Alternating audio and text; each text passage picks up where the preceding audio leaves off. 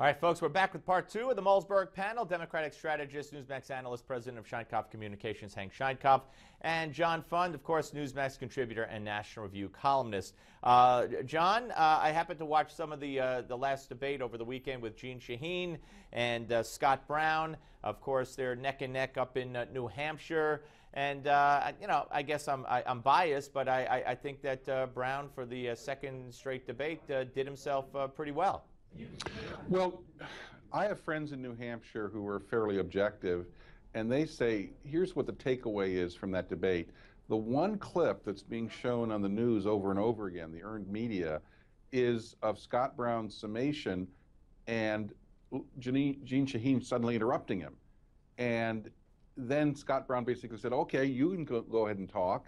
And she proceeded to attack him about the Koch brothers. Look, lots of Republicans have Koch brothers links. Scott Brown isn't one of them. And it came across as rude. In fact, the crowd booed their incumbent senator, and it was a crowd that was largely Democrats. I think in a state that prides itself on civility in politics, New Hampshire has never been known as a cutthroat state. I think Jeanne Shaheen got rattled, and interrupting her opponent in his closing statement is considered bad form. I think it will hurt her. Yeah, Hank, that's the second time she's been booed in consecutive debates. Right. And again, you talk about disciplined politicians. What possessed her to interrupt in a closing argument? She is rattled. This race is much closer than she had anticipated. This is a state that goes back and forth depending upon the quality of the candidates. It's a state where everybody believes they know each other. Here is an act by Jeanne Shaheen of great aggression against a guy who seems to be, agreeing with most of what people say. That's why those numbers are close. She's in deep trouble here, and she could lose that race. All right, let's look at Florida and Rick Scott and Charlie Crist, and this is another close one, and I saw one of their debates as well, and I never really focused on Governor Scott. He kind of has a funny way of, I don't know, he just looks uncomfortable talking, and it was uncomfortable for me as someone who would like to see him do well. Watching him, he seems to start every answer with "so," and I don't know, I just was uncomfortable. Hank, what do you see pulling ahead in that at the end? The fact that this is close at all is an extraordinary testament to the voters of Florida and how strongly conservative they feel. Rick Scott was down in the dumps a little bit ago. Charlie Crist was way ahead, and now, according to all polling data, this is within the margin of error.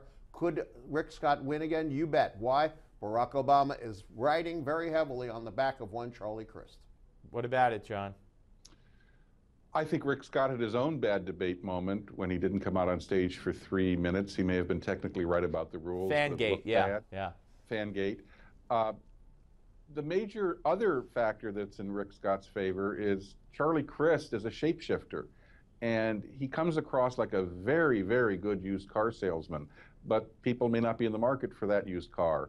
So it could go either way. Florida is a swing state. Obamacare did 51% to 49%.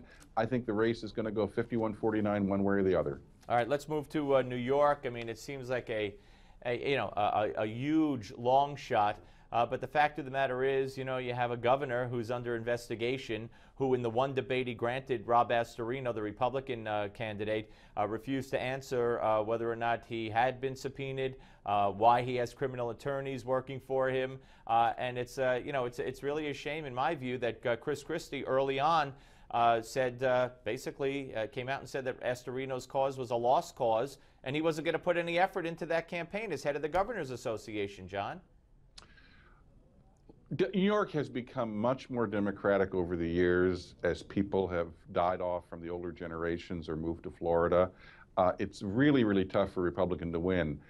The real problem that I think Cuomo has is he has basically treated the voters with contempt, barely debating Astorino, ignoring his Democratic primary opponent, basically hiding from the voters. I think he'll win, but it will be a win like George Pataki's last victory against an underfinanced opponent. It'll be like 51-52 with the minor parties getting 5, 6, 7%. And Astorino will do surprisingly well, probably 42%, 43%. But New York is an expensive media market, and I'm not going to second guess the Republicans in not pouring millions of dollars into a really, really tough state. Hank? I have to disclose that I work for the New York, among my clients is the New York State Democratic Committee, which is a function of the governor of the state of New York, Andrew Cuomo, and I got to say the following. New York has become a much more Democratic state, as John knows. The registration numbers are pretty clear. But whatever problems Astorino has, Andrew Cuomo is also carrying Barack Obama on his back. Not popular once you get into New York City suburbs, not popular in upstate New York. Downstate voters turn out, Andrew Cuomo's numbers will be very large. Yeah, and Astorino is a guy who up in Westchester County took the Hispanic vote, brought people together twice. He won by a huge margin in a locality there that has a huge. He took women's vote, so he has mass appeal. Well, wait a second. That's before you get $10 to $15 million worth of negative ads tossed against you, and they tend to have an impact. Yeah. Oh no, absolutely. I mean, Cuomo was out.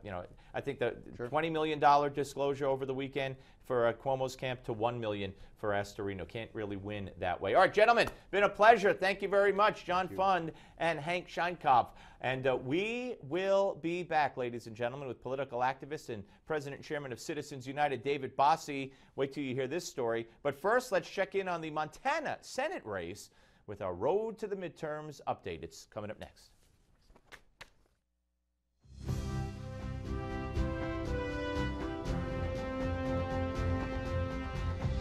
One word just about every politician fears is scandal. And it was scandal involving allegations over a plagiarized college paper that forced Montana's Democratic incumbent, Senator John Walsh, out of this race in early August. That left his party scrambling to find someone to take on Republican Representative Steve Daines. Enter state legislator Amanda Curtis. During a special nominating convention, Montana's Democratic Party determined she would be up to the task. Even with the support of her party, she's struggling to get any momentum. First, it's because political analysts say she started so late. Curtis didn't hit the campaign trail until late August. Daines has been at it for almost a year. Second, she's having a tough time getting name recognition. I'm Amanda Curtis. Curtis didn't run her first television ad until October 16th. That's 9 weeks after she entered the race. Third, Daines is a strong competitor. He was already giving Walsh a strong run for his money. Now that he's up against Curtis, Daines is making huge gains in the polls.